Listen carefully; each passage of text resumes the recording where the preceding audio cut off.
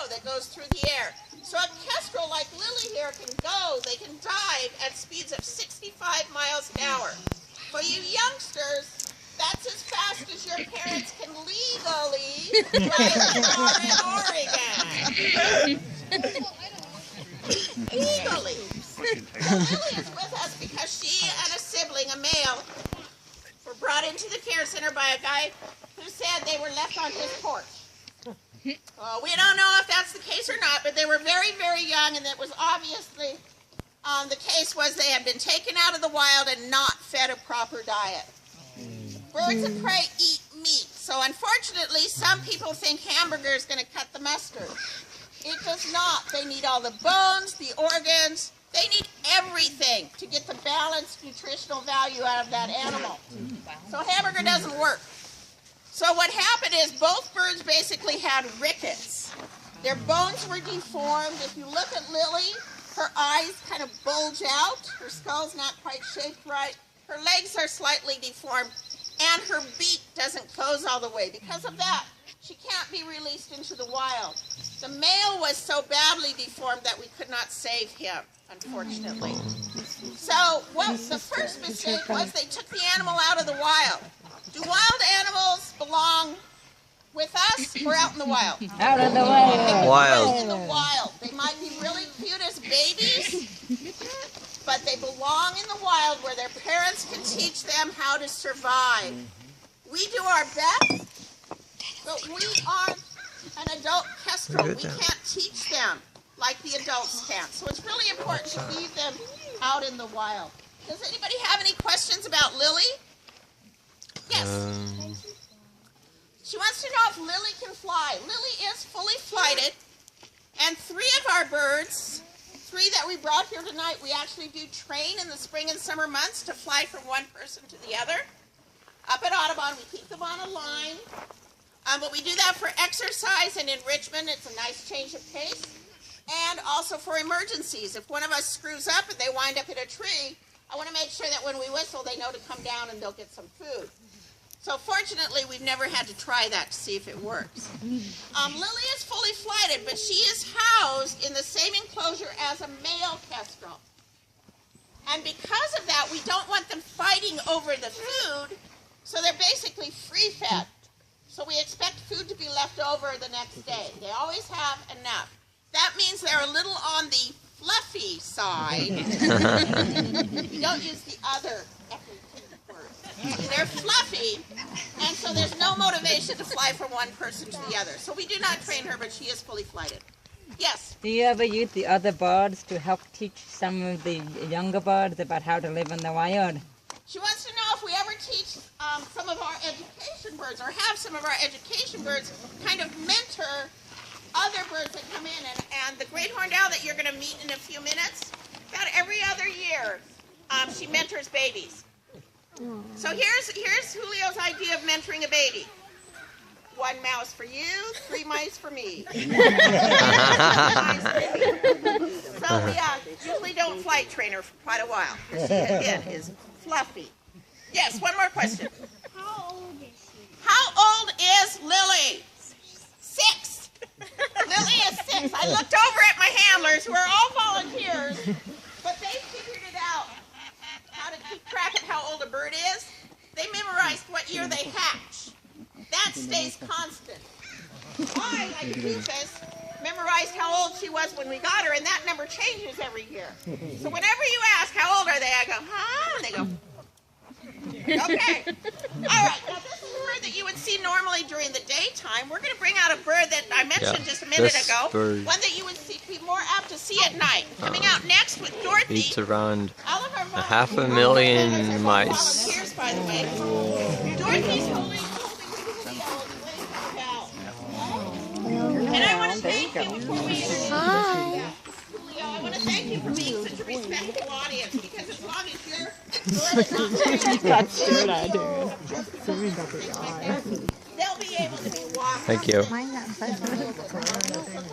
Okay, that's why you take 2. Express out our birds. So great horned owls are the most common owls in North America. And Dorothy, you can go ahead and walk up and down. And they do get the name from the two feather tufts on top of their head, and Dorothy is going to push one of those up and down to show that those are indeed feathers. They aren't horns like the name implies, and they are not her nose, her ears. They're not her nose either, by the way. So they're not her ears like some people think. They're there because her coloration blends in with the bark of the tree, right? What's that called? Camouflage. Very good. She's excellent at camouflaging. But the bark of a tree is not It's glaring at us. So if she didn't have those feather tufts, her outline would be very smooth. All she has to do is put those up, and it is next to impossible to see a great horned owl up in a tree like one of these.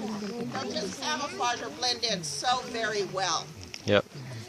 How many of you think Julio can turn her head all the way around? Most of them can. Hey, I used to think that too. We all, when we're young, we always think that owls can turn their head all the way around. In cartoons and books, that's what they can do.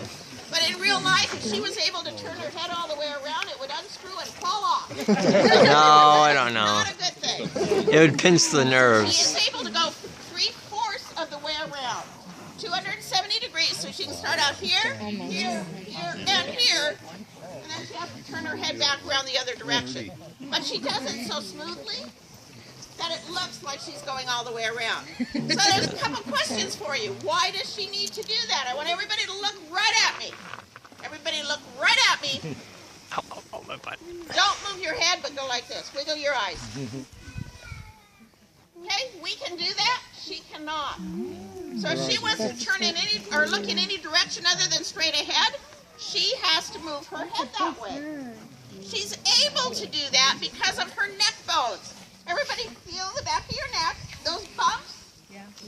I'm sending you back to high school biology. I'll give some of you a long time to get there. Okay, you're in high school biology. How many neck bones or vertebrae do we have? 12. She's right there. Keep moving. Said 7. Yes.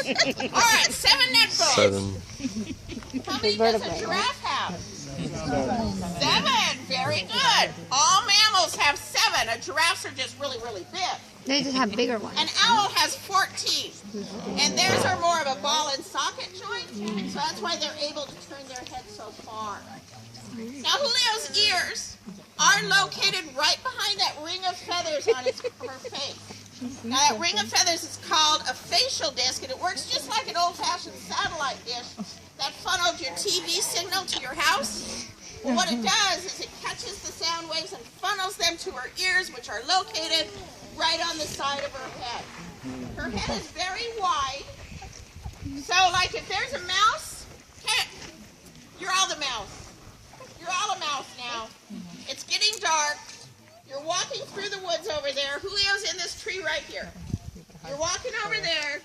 You step on a twig and you go, oh, I hope nobody heard that. And then you hear this swoosh, swoosh, swoosh. What are you going to do if you are a mouse? You are going to run. You are going to keep moving. Yes. You're going to run. But because your head is so wide, when you stepped on the twig, the sound waves hit this ear a little bit before this ear. It caused Julio to turn her head that way. She knows exactly where you are. And when an owl flies, they don't make any noise. So I'm so sorry, mouse, but you are dinner. Okay, owls have a special fringe of feathers on the front or leading edge of their wings that breaks up the air current so they fly without making any noise. It really is quite amazing how beautifully built all these birds are. Julio's with us because a gentleman was cutting down some trees and he accidentally cut down the tree where Julio's nest was. And unfortunately, Julio was just a baby, but he did not realize, he didn't know anything about the Wildlife Care Center at the Audubon Society of Portland.